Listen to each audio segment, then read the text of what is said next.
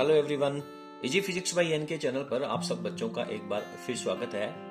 किरण प्रकाशी की ऑप्टिक्स अपनी चल रही है। कक्षा 12 का चैप्टर नंबर 11 अपना चल रहा है।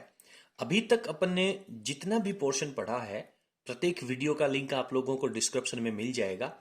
अब अपन बेटा बात करते हैं कि इस चैप्टर में से 2 नंबर का एक आंकिक प्रश्न है वो पूछा जाता है और 1 नंबर का एक छोटा आंकिक प्रश्न पूछा जाता है। और मैं आप लोगों को बता दूं कि इस चैप्टर के जो न्यूमेरिकल्स हैं वो सबसे टफ न्यूमेरिकल्स हैं पूरी 12th फिजिक्स के सिलेबस में से। लेकिन इसके जो न्यूमेरिकल्स हैं वो कक्षा 10 में जो आपने मैथमेटिक्स में त्रिकोणमिति ट्रिग्नोमेट्री पढ़ी है, ठीक उसी तरीके से है। यदि समझ में आ गए तो फिर आपको ज्यादा टेंशन लेने की, प्रेशर लेने की जरूरत नहीं है। और अगर समझ में नहीं आए, फंडामेंटल्स क्लियर नहीं हुए, इसमें से कोई भी प्रश्न है वो डायरेक्ट फॉर्मूलों पर नहीं पूछा जाता है, ठीक है। अगर फंडामेंटल्स क्लियर नहीं हुए तो आप कितना भी परिश्रम कर लें, आप इसके न्यूमेरिकल्स को नहीं कर पाएंगे। तो इस चैप्टर के न्यूमेरिकल्स का जो सबसे की पॉइंट है उसको आज अपन डिस्कस करने वाले हैं। संख्यात्मक प्रश्नों को हल करने के लिए जो चिन्ह परिपाटी यूज करी जाती है, चिन्ह परिपाटी अपन ने पहले पढ़ा है। आपके पास 3 तरह की दूरियां होती हैं, एक फोकस दूरी, एक बिंब की दूरी और एक प्रतिबिंब की दूरी। उन तीनों दूरियों को आप प्लस के चिन्ह के साथ लेंगे या माइनस के निशान के साथ लेंगे। कैसे क्लियर करते हैं, कैसे कंफर्म करते हैं, तो आज इस वीडियो में अपन इस बात को बहुत अच्छी तरीके से समझने वाले हैं। चलिए, जैसा आप लोग अपनी स्क्रीन के ऊपर देख पा रहे हैं, मैंने एक छोटी सी टेबल बनाने का प्रयास किया है। टेबल कह रही है कि आपके पास एक तरफ तो अवतल दर्पण लेना है और एक आप लोगों को उत्तल दर्पण लेना है।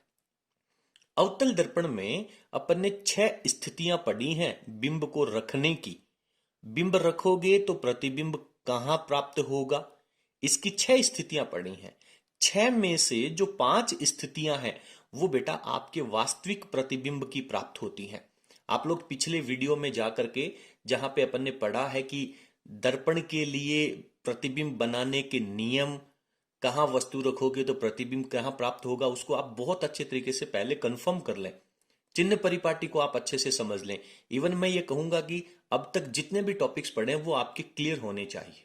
चलिए, तो 5 स्थितियों में तो आपको प्रतिबिंब है वो वास्तविक प्राप्त होता है। कहां के लिए? जब वस्तु अनंत पे रखी हो, जब वस्तु अनंत और वक्रता केंद्र के बीच में रखी हो। तीसरी स्थिति में जब वस्तु वक्रता केंद्र पे रखी हो, फिर वक्रता केंद्र और फोकस बिंदु के मध्य रखी हो, और उसके बाद में 5वीं स्थिति में वस्तु है वो फोकस पे रखी हो। लेकिन एक छठी ही स्थिति, 6 नंबर का जो सिचुएशन है वो ऐसी प्राप्त होती है कि आपको प्राप्त होने वाला प्रतिबिंब किसके द्वारा? अवतल दर्पण के द्वारा। वो आपको आभासी प्रतिबिंब प्राप्त होता है और आभासी प्रतिबिंब है वो हमेशा सीधा होता है। तो उसके लिए आज अपन पढ़ने वाले हैं कि वस्तु की दूरी पॉजिटिव होगी कि नेगेटिव होगी, बिंब की दूरी पॉजिटिव होगी कि नेगेटिव होगी, प्रतिबिंब की दूरी, फोकस दूरी, वस्तु की ऊंचाई, प्रतिबिंब की ऊंचाई, वक्रता त्रिज्या, और इससे ठीक पिछले वीडियो में आपने दर्पण समीकरण के साथ रेखीय आवर्धन का टॉपिक भी पढ़ा है।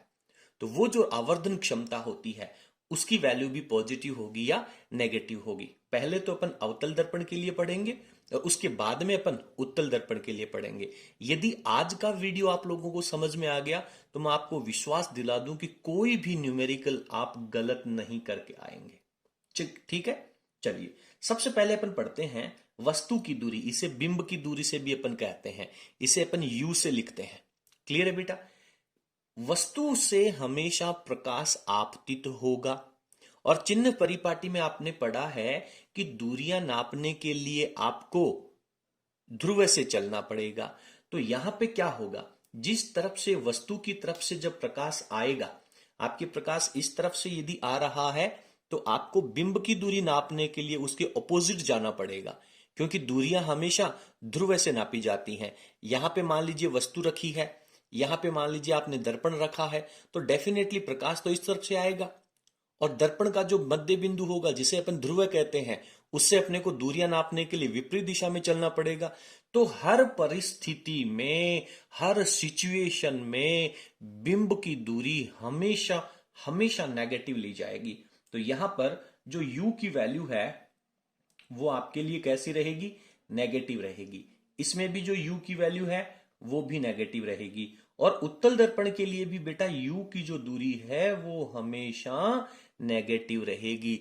एक बात तो सर कंफर्म हो गई, यदि आपको u की वैल्यू दे रखी है, देखिए न्यूमेरिकल सोल्व करने के लिए मैं सबसे पहले इसका जो मुख्य नियम है वो बता दूं कि किसी भी फॉर्मूले में जो जो भौतिक राशियां आपको दे रखी हैं उन्हीं के साथ चिन्ह परिपाटी लगानी है।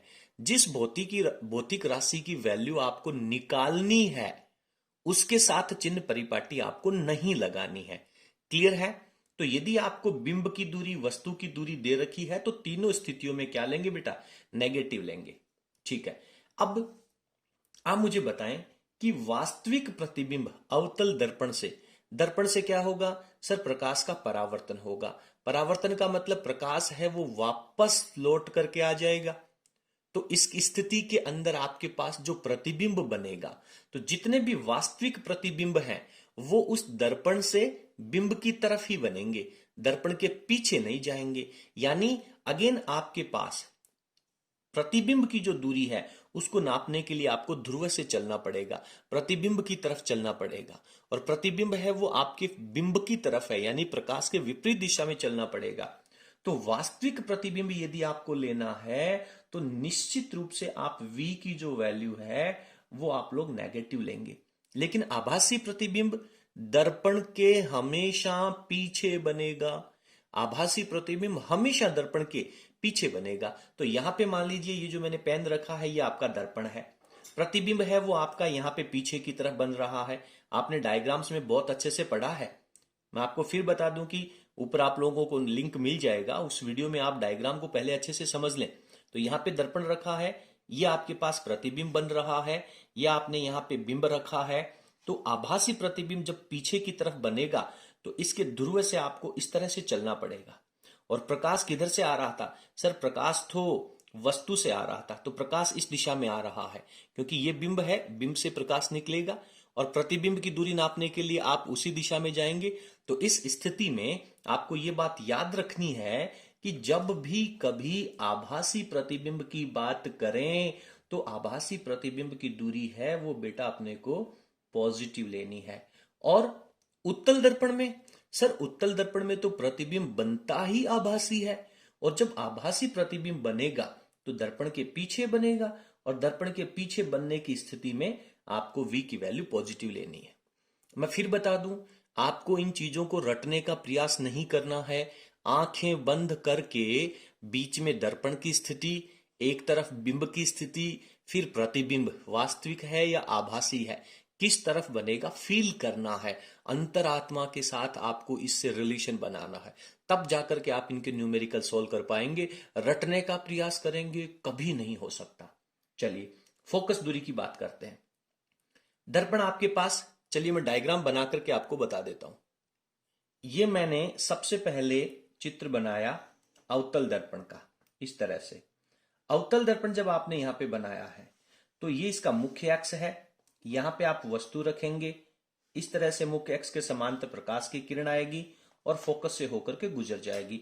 तो ये इसका फोकस बिंदु F है और ये इसका ध्रुव है। तो अवतल दर्पण के अंदर प्रकाश की किरण आपके एक्स अक्ष की दिशा में आ रही है और फोकस दूरी नापने के लिए आपको ध्रुव से चलना पड़ेगा ऑपोजिट डायरेक्शन के अंदर।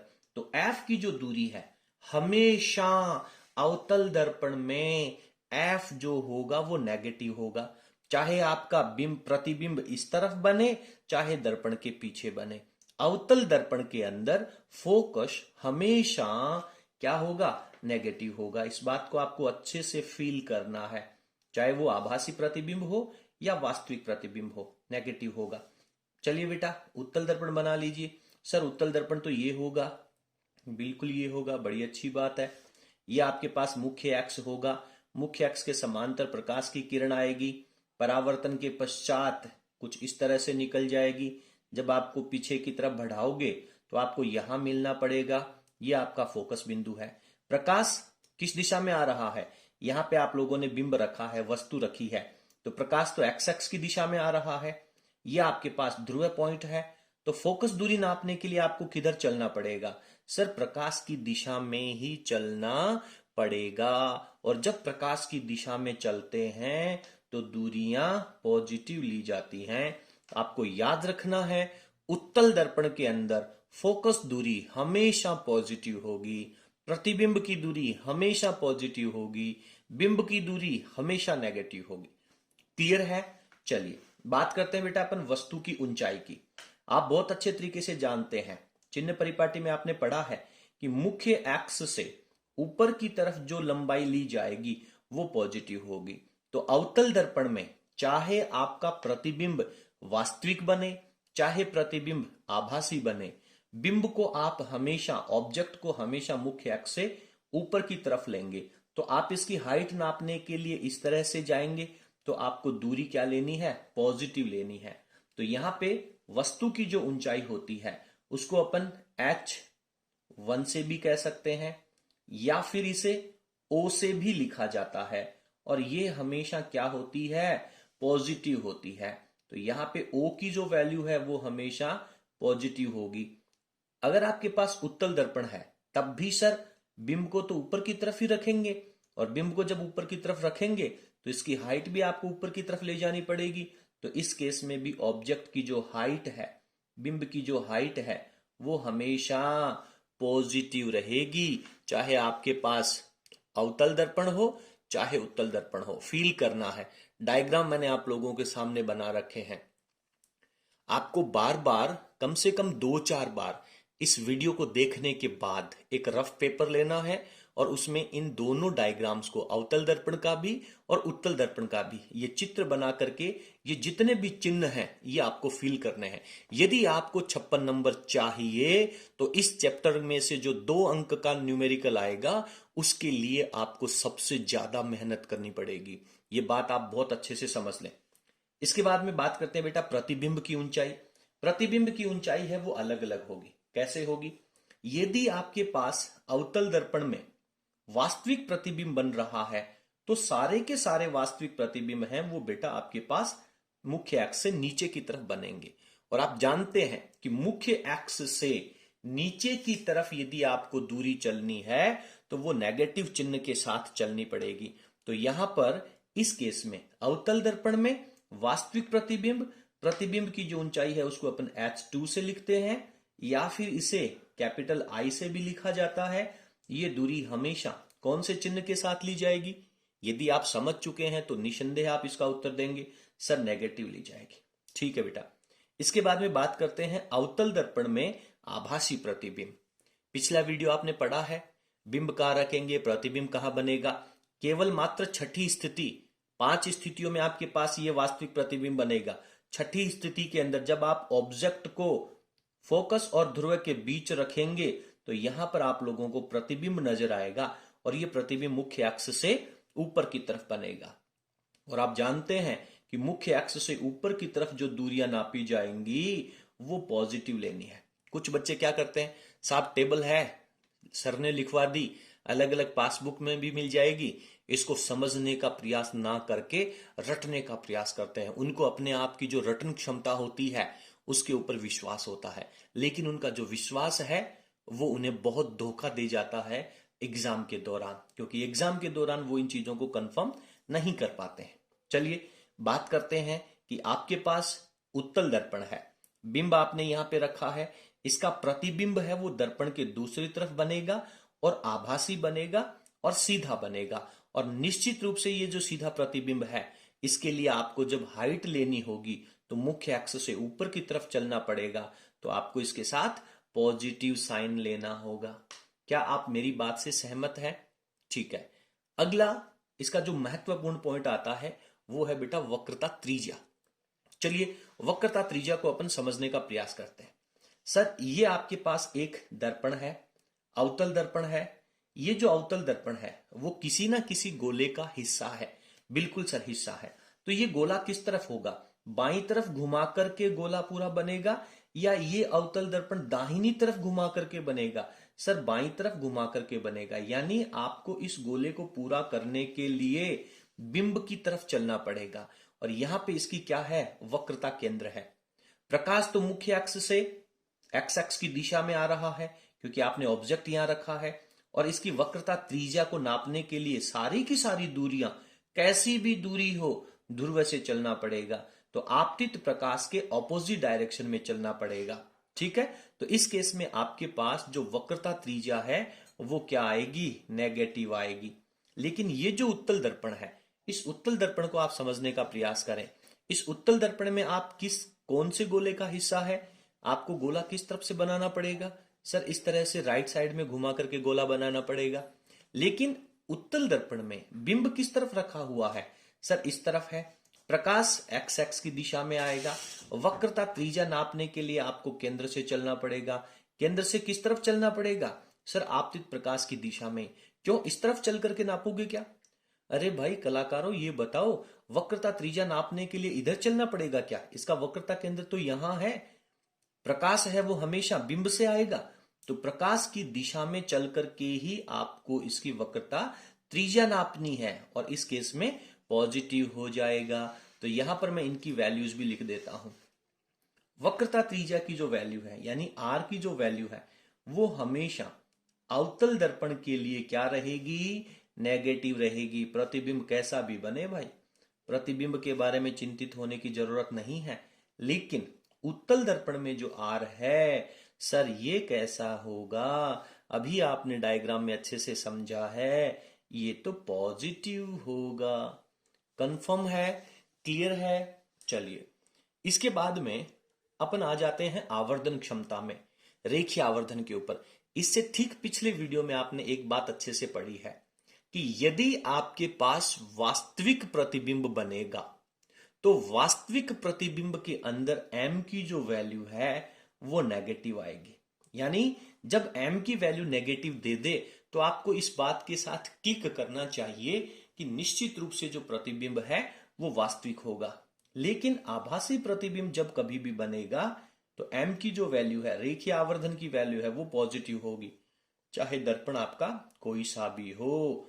तो ये जो बात है आवर्धन वाली, इसको आप बहुत अच्छे से समझ पाएंगे। कहां पर? पिछले वीडियो के अंदर। तो उसको जाकर के आप लोगों को अच्छे से समझना चाहिए। अब वीडियो को कंप्लीट होने के बाद आप रफ कॉपी लेंगे, उत्तल दर्पण और अवतल दर्पण के डायग्राम बनाएंगे, और इन सारे निशान को आपको समझना है। रटने का प्रयास कभी नहीं करना बेटा। ठीक है, उम्मीद करता हूं कि आप लोगों को आज का जो वीडियो है वो आगे आने वाले न्यूमेरिकल्स में बहुत ज्यादा मदद करने वाला है। चलिए, इसके बाद में अपन चर्चा करते हैं इस चैप्टर के जो आंकिक प्रश्न हैं उनको पढ़ने का प्रयास करते हैं। आंकिक प्रश्न है और देखते हैं कि किस तरीके से ये जो बातें हैं, ये जो चीजें अपन ने समझी हैं, आंकिक प्रश्नों में अपनी मदद कर पाती है या नहीं। चलिए, वीडियो की स्क्रीन को पॉज करके और आप जो टेबल देख रहे हैं इसको अच्छे तरीके से समझते हुए लिख लें। सबसे पहले अपन बात करते हैं अपनी पाठ्य पुस्तक के एग्जाम्पल नंबर 2 की। देखिए क्या कह रहा है। एक वस्तु 15 सेंटीमीटर वक्रता त्रिज्या के अवतल दर्पण। तो सबसे पहले आप लोगों को यहां पे लिख लेना चाहिए कि आपके पास दर्पण कौन सा है? अवतल दर्पण है, क्योंकि इस बात के आधार पर ही आप चिन्ह परिपाटी लगाएंगे। प्रतिबिंब कहां बनेगा वो सब इस बात के ऊपर निर्भर करता है। अवतल दर्पण है। वक्रता त्रिज्या, जिसे अपन कैपिटल आर से लिखते हैं, कितनी दे रखी है बेटा? 15 सेंटीमीटर। आपको यहां पे चिन्ह लगाना है, प्लस तो लिखने की आवश्यकता नहीं है, माइनस आपको लगाना पड़ सकता है, इसलिए यहां पर बराबर के आगे आप थोड़ी सी जगह छोड़ करके चलें, ताकि जब अपन चिन्ह परिपाटी का जिक्र करेंगे प्लस माइनस लगा सके। पहले अपन पूरा प्रश्न पढ़ लेते हैं, उसके बाद में अपन चिन्ह परिपाटी यूज करेंगे। दर्पण के सामने 10 सेंटीमीटर की दूरी पर स्थित है कौन? एक वस्तु। और वस्तु किसका कार्य करेगी? बिंब का। तो बिंब का कार्य करने के लिए u की वैल्यू अपन लिखेंगे। u की वैल्यू कितनी दे रखी है बेटा? 10 सेंटीमीटर दे रखी है। ठीक है सर। प्रतिबिंब की स्थिति, स्थिति का मतलब है प्रतिबिंब कहां बनेगा, दूरी आपको कैलकुलेट करनी है। v की वैल्यू अपने को फाइंड आउट करनी है। ठीक है। प्रकृति किसकी? प्रतिबिंब है, उसकी प्रकृति कैसी होगी? आभासी होगा, वास्तविक होगा, सीधा होगा, उल्टा होगा, ये सब अपने को लिखना है। तथा आवर्धन की वैल्यू, आवर्धन का मतलब है m की वैल्यू अपने को यहां पर फाइंड आउट करनी है। तो जो जो चीजें आपको फाइंड आउट करनी है उनके आगे आप क्वेश्चन मार्क लगा देंगे। आपको एक भी पार्ट इसका है वो छोड़ना नहीं है। तो अब अपन इसमें चिन्ह परिपाटी का यूज करते हैं। अवतल दर्पण में सोचो, डायग्राम इस क्वेश्चन में बनाने की आवश्यकता नहीं है। अभी आपने पढ़ा है प्लस माइनस। सोच के देखो कि अवतल दर्पण में जो वक्रता त्रिज्या है वो पॉजिटिव होगी या नेगेटिव? फटाफट बता दे मेरे को, पॉजिटिव होगी या नेगेटिव? सर नेगेटिव होगी। यार दर्पण के लिए एक रिलेशन भी आपने पढ़ा है, किसमें? एफ एंड आर में। फोकस दूरी और वक्रता त्रिज्या में संबंध भी पढ़ा है। क्या होता है? फोकस दूरी आधी होती है, किसकी? वक्रता त्रिज्या की। तो वक्रता त्रिज्या आपको दे रखी है, तो आपको सोचना चाहिए कि यहां से आप इसकी फोकस दूरी भी निकाल सकते हैं। कैसे? एक बात मैं और बता दूं, इन सवालों में, इन न्यूमेरिकल्स में आपको दूरी को सेंटीमीटर की जगह मीटर में बदलने की आवश्यकता नहीं है। क्यों नहीं है? क्योंकि यदि आपको u एंड f की या r की वैल्यू दे रखी है सेंटीमीटर में, तो v की वैल्यू भी किस में आ जाएगी? सेंटीमीटर में आ जाएगी। चिंतित होने की जरूरत ही नहीं है। तो यहां से अपन इस r की वैल्यू को देख करके यहां से अपन लिख सकते हैं कि सर f की जो वैल्यू होगी वो भी अपने पास -15/2 और कितनी हो जाएगी? 7.5 सेंटीमीटर हो जाएगी। तो ये अपना काम एक बहुत अच्छा हो जाएगा यहां से। तो अब f की वैल्यू आ गई, u की वैल्यू आ गई, v की वैल्यू निकालनी है। दर्पण से जुड़ा हुआ कोई इक्वेशन, कोई समीकरण नजर आ रहा है क्या? अरे सर दर्पण समीकरण है ना। दर्पण समीकरण में क्या पढ़ते हैं अपन? एफ वी एंड यू में रिलेशन ही तो पढ़ते हैं। चलिए फटाफट दर्पण समीकरण लिख लेते हैं यहां पर। तो दर्पण समीकरण क्या बनेगा? सर दर्पण समीकरण होता है 1/f, this is equals to 1/u plus 1/v। अब आप 1/u लिख दें या पहले 1/v लिख दें, इस बात से कोई फर्क नहीं पड़ना, क्योंकि दोनों में ही प्लस करना है। अब अपने को यहां पे वैल्यू किसकी निकालनी है? v की निकालनी है। मैंने पहले भी बताया है, जिस भौतिक राशि की या जिस स्थिति का मान निकालना है उसके साथ चिन्ह परिपाटी यूज नहीं करनी है। बिंब की दूरी, चाहे उत्तल दर्पण हो या अवतल दर्पण हो, पढ़ के आए आप लोग। बिंब की दूरी हमेशा कैसी रखी जाएगी? सर नेगेटिव रखी जाएगी। v है वो पॉजिटिव भी हो सकता है, नेगेटिव भी हो सकता है। आपको चिन्ह परिपाटी यूज नहीं करनी है। ये दोनों वैल्यूज रख दीजिए, f की एंड u की। तो यहां से अपन या तो आप पहले इस फॉर्मूले को ही सॉल्व कर लें। सर मुझे तो v की वैल्यू निकालनी है, तो इसको मैं 1/v के बराबर में रख लेता हूं ताकि थोड़ा सा आसान हो जाएगा। 1/f माइनस में 1/u चला जाएगा। 1/v की वैल्यू अपने को कैलकुलेट करनी है। बढ़िया बेटा। 1/f, f की जगह कितना होगा? -7.5। यहां पर माइनस आएगा, आएगा ना माइनस, क्योंकि ये वैल्यू माइनस की ही है। और आप बहुत अच्छे से जानते हैं कि अवतल दर्पण में फोकस दूरी नेगेटिव होती है, तो माइनस लिखना है। इसके बाद में फॉर्मूले का माइनस। ठीक है सर। 1/u की वैल्यू, u की वैल्यू तो -10 है, तो मैं यहां पर -10 ना लिख करके उस माइनस को इस माइनस से मल्टीप्लाई करके प्लस कर लेता हूं। बहुत स्लो स्पीड में आपको न्यूमेरिकल्स करने हैं, फास्ट फास्ट नहीं चलना है, नहीं तो चक्कर आ जाएगा, देख लेना। चलिए बेटा एलसीएम ले लें। अब आप कहेंगे कि सर -7.5 और 10 का एलसीएम कैसे लें? हमें क्या पता माइनस आएगा कि प्लस आएगा। ये जो वैल्यू है, इस वैल्यू को बेटा आप माइनस से ऊपर नीचे मल्टीप्लाई कर दें। मैं ये कहना चाहता हूं कि किसी भी भिन्न के अंदर अंश और हर में से यदि एक वैल्यू नेगेटिव है तो उस नेगेटिव को आप ऊपर ले जा सकते हो नीचे से हटा के। कैसे ले जाया जाता है? फंडामेंटल ये लगता है कि आप इसको ऊपर नीचे माइनस से मल्टीप्लाई कर दें। तो 1 को माइनस से मल्टीप्लाई करोगे तो माइनस हो जाएगा और नीचे वाला माइनस माइनस प्लस हो जाएगा। इसको शॉर्ट फॉर्म में इस तरीके से अपन समझते हैं कि अंश और हर में से कोई भी एक नेगेटिव है तो उसको आप चाहे तो अंश के साथ रख लो या फिर हर के साथ रख लो। अब इनका एलसीएम ले लो, कितना हो जाएगा बताओ? एलसीएम कितना हो जाएगा 75 का? सर 150 हो जाएगा। 150 में 75 का भाग जाएगा 2 बार, तो ये -2 हो गया। 10 का भाग जाएगा 15 बार, तो ये 15 हो गया। कितना रह गया बताइए? कितनी वैल्यू रह जाएगी? फटाफट बता दीजिए मेरे को। जल्दी बता दीजिए यार। 7.5 का भाग देना है, 75 का भाग थोड़ी देना है। 7.5 का भाग 2 बार थोड़ी जाएगा सर, 20 बार जाएगा। मैं देखना चाहता हूं कि तुम लोगों का दिमाग कितना तेज चल रहा है। तो -20 + 15 में से क्या बचा सर? माइनस का 5 बटा में क्या बचा? 150। सोल्व करना आता है क्या? बिल्कुल आता है सर। क्या करोगे सर? -5 से काट दो, 1/30 हो जाएगा। किसकी वैल्यू आई रही है सर? 1/v की वैल्यू आई। तो ये भी 1/v, ये 1 कुछ नंबर, तो ऊपर से 1 में से 1 रिमूव कर सकते हैं। और सर ऐसे रिमूव कैसे होगा भाई? सीधा सीधा है, क्रॉस मल्टीप्लिकेशन कर लो। ये 1 है वो 30 से होकर के 30 बन जाएगा, v है वो -1 से होकर के -v रह जाएगा। फाइनली क्या मैं आप लोगों को ये बात डायरेक्ट कह सकता हूं? v is equals to -30। v is equals to -30 centimetre. अब आप कहेंगे कि सर दूरी तो नेगेटिव होती नहीं है। भाई चिन्ह परिपाटी आपने यूज करी है। ये जो नेगेटिव चिन्ह है वो ये बताएगा कि प्रतिबिंब वास्तविक है या आभासी है। क्योंकि अवतल दर्पण में आप इस बात को अच्छे से समझते हैं कि यदि v की वैल्यू नेगेटिव आई, इसका मतलब प्रतिबिंब है वो बिंब की तरफ ही है।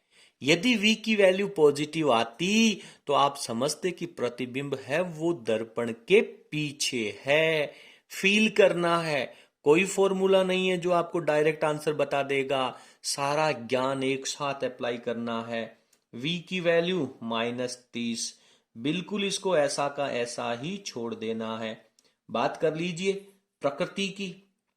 प्रतिबिंब की जो प्रकृति है कैसी होगी? मैं लिख दूं यहां पर सर, ये जो वैल्यू है इसको देख करके हमें पता चल रहा है कि प्रतिबिंब जो है वो कैसा होगा? वास्तविक होगा। कैसा होगा बेटा?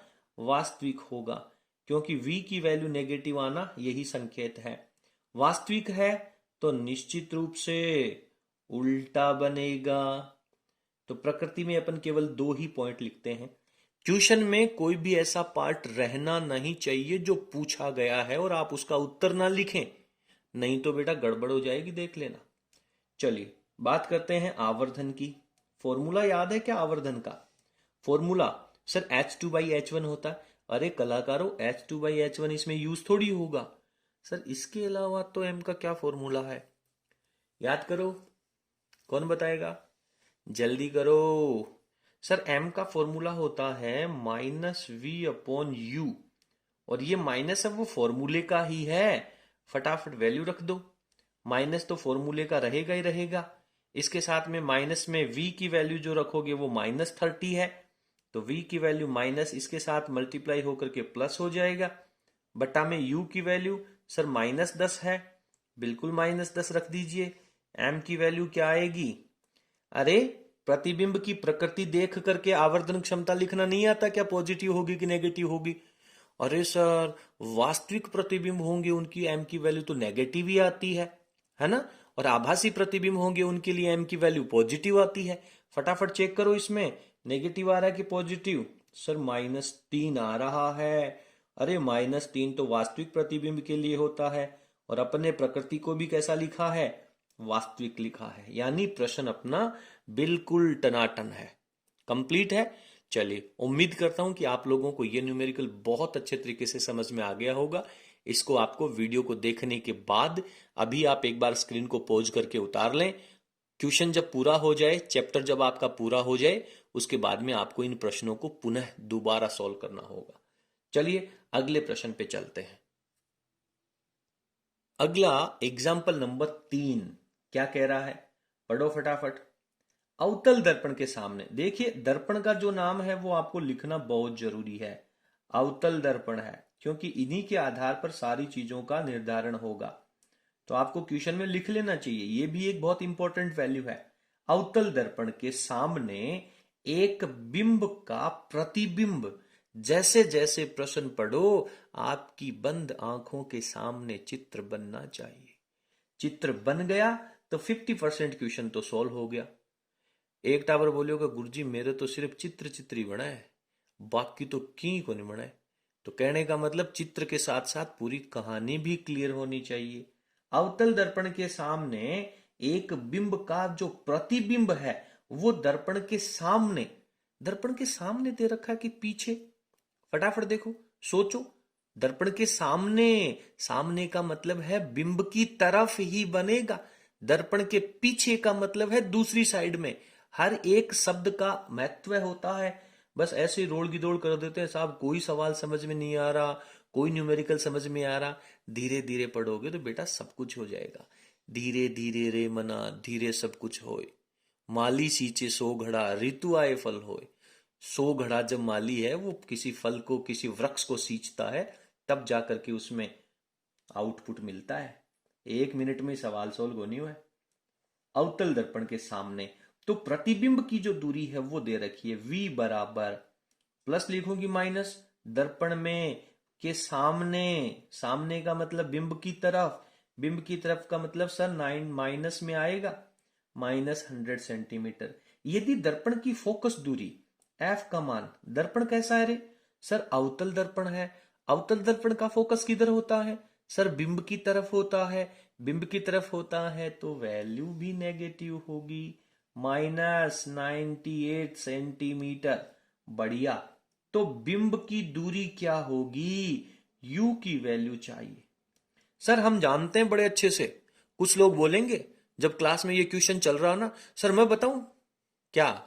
सर मैं बताऊं बिंब के लिए जो दूरी होती है वो पॉजिटिव होगी कि नेगेटिव? सर नेगेटिव लिखेंगे। अरे भाई मैंने सबसे पहले एक सूत्र भी बताया था, क्या? कि जिस राशि की वैल्यू निकालनी है उसके साथ छेड़छाड़ मत करो, नहीं तो रूस जाएगी।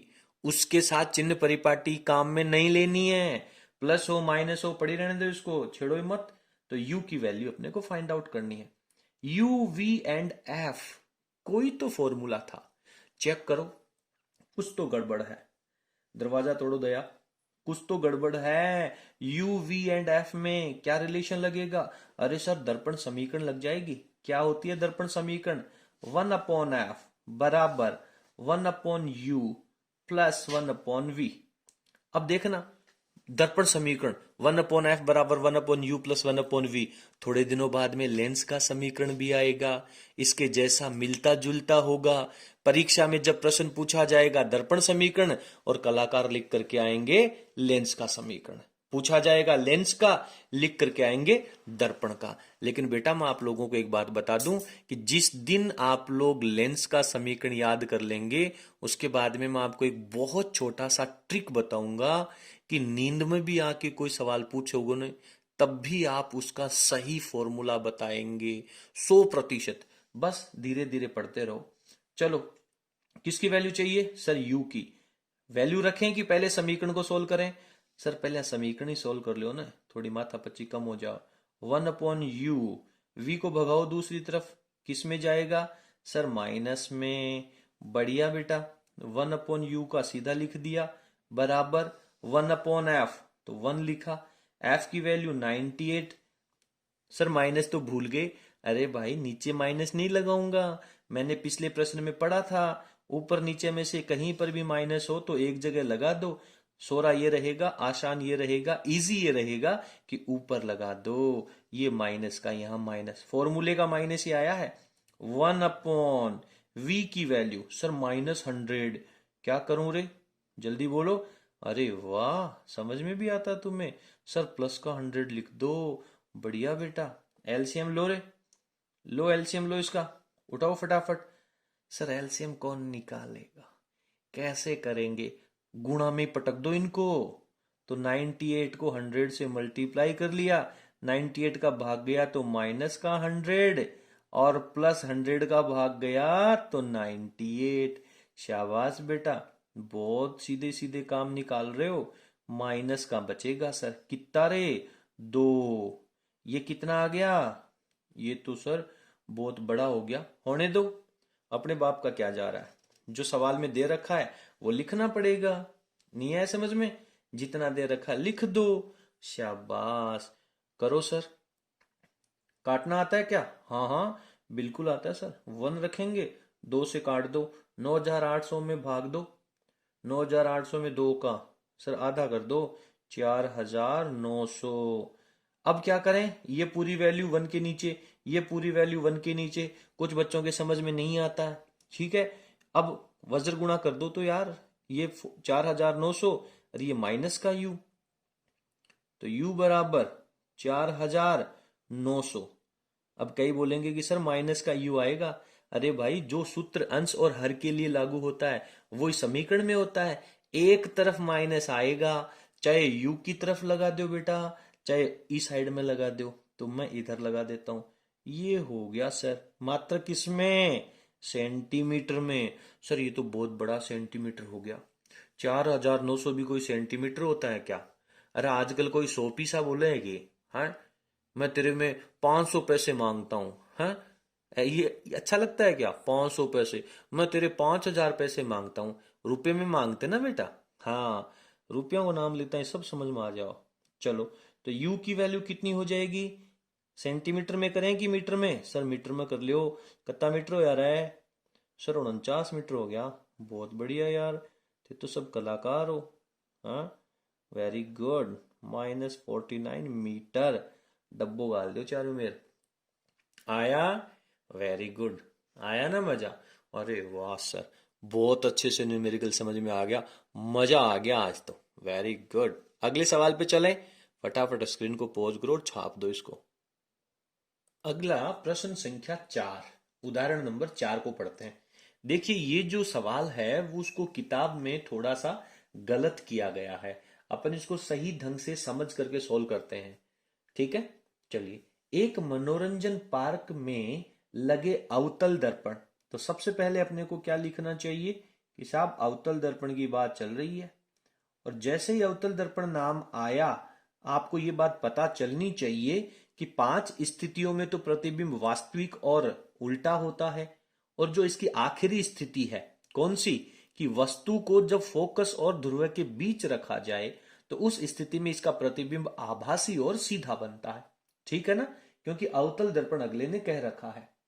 ठीक है, एक मनोरंजन पार्क में लगे अवतल दर्पण की वक्रता त्रिज्या 4 मीटर। तो आर की वैल्यू अपन, वक्रता त्रिज्या अवतल दर्पण की है तो -4 मीटर लिखेंगे। ठीक है, एक बालिका है, वो दर्पण के सामने खड़ी है। क्या कर रही है? बालिका है, दर्पण के सामने खड़ी है। पूछने की जरूरत ही नहीं है क्या कर रही है। देख रही है, श्रृंगार कर रही है अपना। हाँ, ठीक है। बालिका दर्पण के सामने खड़ी है ताकि यह अपनी वास्तविक लंबाई की 2.5 गुनी प्रतीत होती है। उसको ऐसा लग रहा है कि उसकी जितनी भी हाइट है उसकी तुलना में 2.5 गुनी ज्यादा हाइट लग रही है। तो ये 2.5 जो वैल्यू दे रखी है वो किसकी वैल्यू दे रखी है बेटा? m की वैल्यू दे रखी है। कितनी? 2.5। m क्या होता है? मात्रकहीन राशि होती है, प्रतीत होती है। यदि प्रतिबिंब सीधा है, प्रतिबिंब सीधा है, सीधा प्रतिबिंब कैसा होता है? सीधा प्रतिबिंब आभासी होता है। बिल्कुल, आभासी प्रतिबिंब कहां बनता है? अवतल दर्पण के पीछे बनता है। और जब पीछे बनेगा तो इसकी आवर्धन क्षमता जो लेते हैं अपन, वो पॉजिटिव लेते हैं। तो 2.5 अपने को लिखनी चाहिए। किताब में इसका जो सॉल्यूशन दे रखा है उसमें बेटा इसको नेगेटिव लिया गया है। कंप्लीट है। इसकी आवर्धन क्षमता है वो 2.5 गुनी प्रतीत होती है। फिर क्या कह रहा है?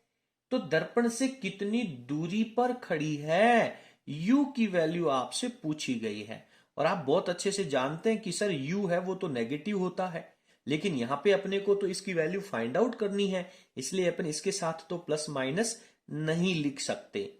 क्या करें? ये जो वैल्यूज दे रखी है इनके आधार पर m का मान दे रखा है, r का मान दे रखा है, u निकालना है। कैसे करें? ये तो गड़बड़ हो गया यार। सर एक काम करो ना, वक्रता त्रिज्या दे रखी है तो फोकस दूरी निकाल लो। अरे वाह, कैसे निकालें? सर आधी होती है r/2, तो -4 में 2 का भाग लगाओगे तो -2 मीटर आ जाएगा। बहुत बढ़िया बेटा, f का मान तो आ गया। सर f का मान आ गया, m का मान आ गया, u का मान चाहिए। सर m के साथ एक रिलेशन होता है। क्या होता है? फटाफट बताओ, m की वैल्यू क्या होती है? जल्दी से m की वैल्यू बता दो मेरे को। m की वैल्यू में आप बहुत अच्छे से जानते हैं कि m की वैल्यू पॉजिटिव है। तो m का कोई रिलेशन होता होगा, तो अपने को यहां पे लिखना चाहिए, चूंकि m बराबर फॉर्मूला होता है -v/u। ठीक है, तो इस फॉर्मूले का यूज कर लो बेटा आप। तो m की वैल्यू कितनी है, 2.5 दे रखी है, तो क्या मैं इसको ये लिख दूं, 2.5 बराबर -v/u। इस u को दूसरी तरफ ले जाऊं मल्टीप्लाई में, बिल्कुल ले जाओ सर। तो क्या आ जाएगा, -v बराबर 2.5u हो जाएगा।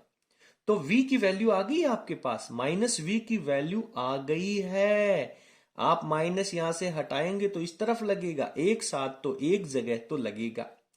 अब दर्पण समीकरण ले लो, 1/f बराबर 1/u प्लस 1/v।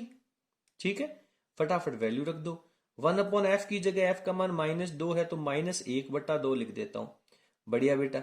1/u की वैल्यू, u का तो फाइंड आउट ही करना है, तो u ही लिख देंगे। इसके बाद में क्या लिखें, प्लस लगा दें। अब v की वैल्यू आप लोग सोच के देखें। क्या सोच के देखना है कि आपको यहां पर v की वैल्यू दे रखी है -2.5u।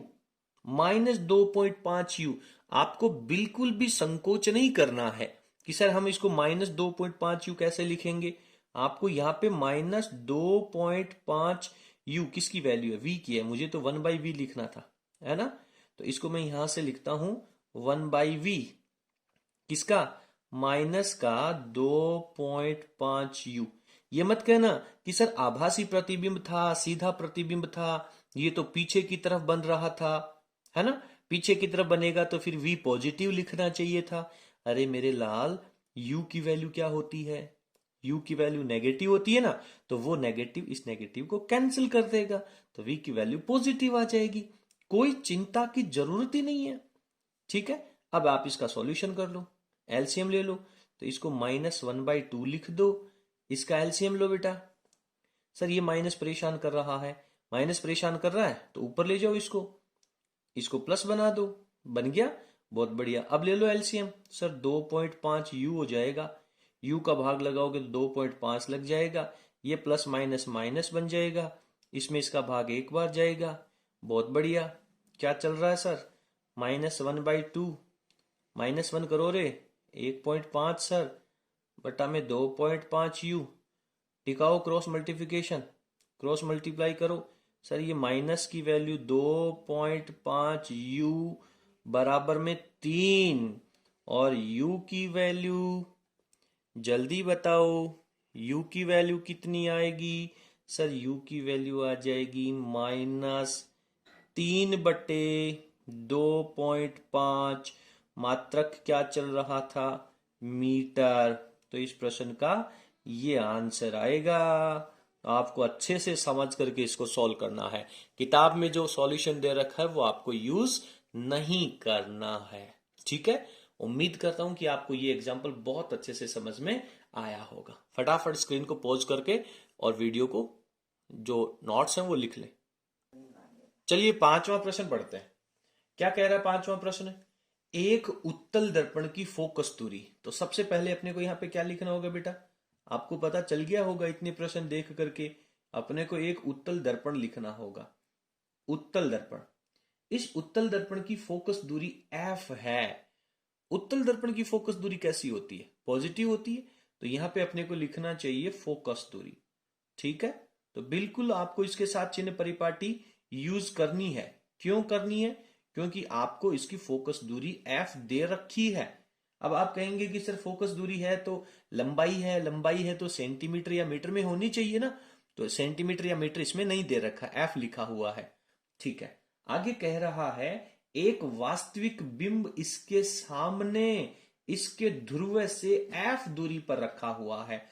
तो बिंब की दूरी को किससे लिखते हो आप, u से लिखते हो, और बिंब की दूरी हमेशा क्या लिखी जाती है, नेगेटिव लिखी जाती है। और कितनी दे रखी है, f दे रखी है। क्लियर है, इसके सामने f दूरी के ऊपर एक बिंब रखा हुआ है, तो इसका प्रतिबिंब की स्थिति ज्ञात कीजिए, यानी प्रतिबिंब की आपको दूरी निकालनी है, v की वैल्यू आपको फाइंड आउट करनी है।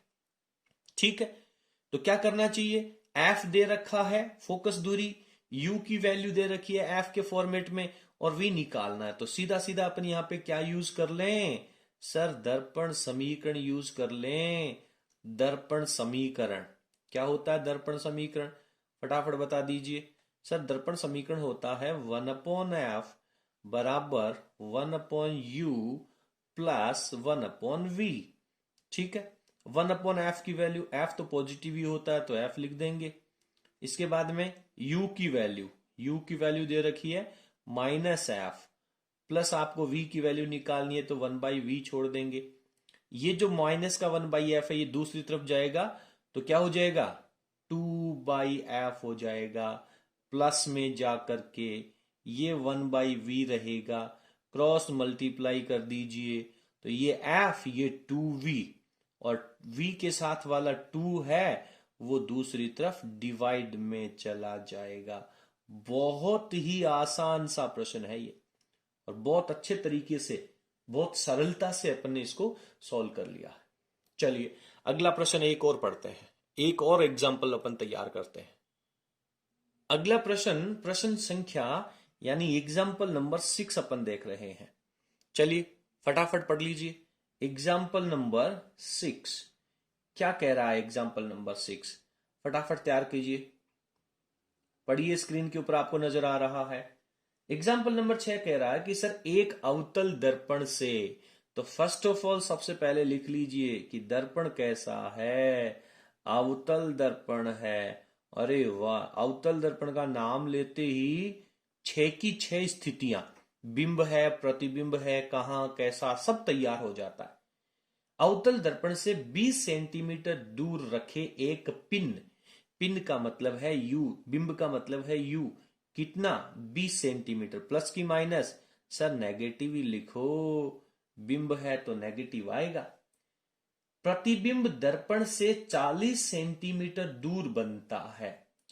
अवतल दर्पण से जो प्रतिबिंब है वो 40 सेंटीमीटर दूर बनता है, तो v की वैल्यू दे रखी है, वो आपको 40 सेंटीमीटर दे रखी है। अभी तक आपको ये पता नहीं है कि ये जो प्रतिबिंब है वो दर्पण के सामने बन रहा है या पीछे बन रहा है, ये बात आपको क्लियर करनी है। अभी तक आपको इसकी स्थिति नहीं दे रखी है। जब तक ये पता नहीं होगा तब तक अपन इसके साथ में प्लस माइनस नहीं लगा सकते। दर्पण की फोकस दूरी ज्ञात कीजिए। एफ की वैल्यू आप लोगों को इस प्रश्न में फाइंड आउट करनी है। ठीक है, चलिए एक बात आप मान करके चलिए कि अवतल दर्पण में जो प्रतिबिंब की दूरी दे रखी है, ये प्रतिबिंब की दूरी के लिए आपको एक बार के लिए जो 5वीं स्थिति है और 6ठी स्थिति है उन दोनों को पढ़ना चाहिए। तो इस प्रश्न को दोनों तरह से ही हल किया जा सकता है। ठीक है, लेकिन इस प्रश्न में यह बात बहुत अच्छे से लिखनी चाहिए थी कि प्रतिबिंब है वो दर्पण के सामने बन रहा है या पीछे बन रहा है, या फिर यह लिखना चाहिए था कि दर्पण का जो प्रतिबिंब है वो वास्तविक है या आभासी है, या फिर उल्टा है या सीधा है। इन तीनों में से एक बात इसको निश्चित रूप से लिखनी चाहिए थी, अन्यथा आप इसमें से 40 की वैल्यू पॉजिटिव भी और नेगेटिव भी दोनों मान करके सॉल्व कर सकते हो। तो ये इस प्रश्न के अंदर थोड़ी सा गलती रही है, थोड़ा सा मिसप्रिंट रहा है। तो मैं ये कह देता हूं कि ये जो 40 है इसको अपन माइनस में ले लेते हैं, नेगेटिव में। नेगेटिव लेने का मतलब आपको कंफर्म होना चाहिए कि प्रश्न में क्या लिखना चाहिए था, वास्तविक प्रतिबिंब प्राप्त होता है, या लिखना चाहिए था कि दर्पण के सामने प्रतिबिंब प्राप्त होता है, या लिखना चाहिए था कि प्रतिबिंब उल्टा प्राप्त होता है। ठीक है, अभी ये प्रश्न अधूरा है, अपन इसको थोड़ा सा अपनी तरफ से कंप्लीट कर लेते हैं। अब क्या यूज करेंगे सर? सीधा सीधा दर्पण समीकरण यूज कर लो। बहुत बढ़िया बेटा, दर्पण समीकरण लगाओ, देखें क्या कह रहा है दर्पण समीकरण। दर्पण समीकरण क्या कहता है? 1/f this is equals to 1/u plus 1/v। किसकी वैल्यू दे रखी है? 1/f तो कैलकुलेट ही करना है, बाकी सब लिख दो। u की वैल्यू 1/20 माइनस में, इसके साथ में जो प्लस है वो इस माइनस से मल्टीप्लाई होकर के 1/40 हो जाएगा। एलसीएम लेओगे तो आपके पास 40 आएगा, -2 -1 हो जाएगा।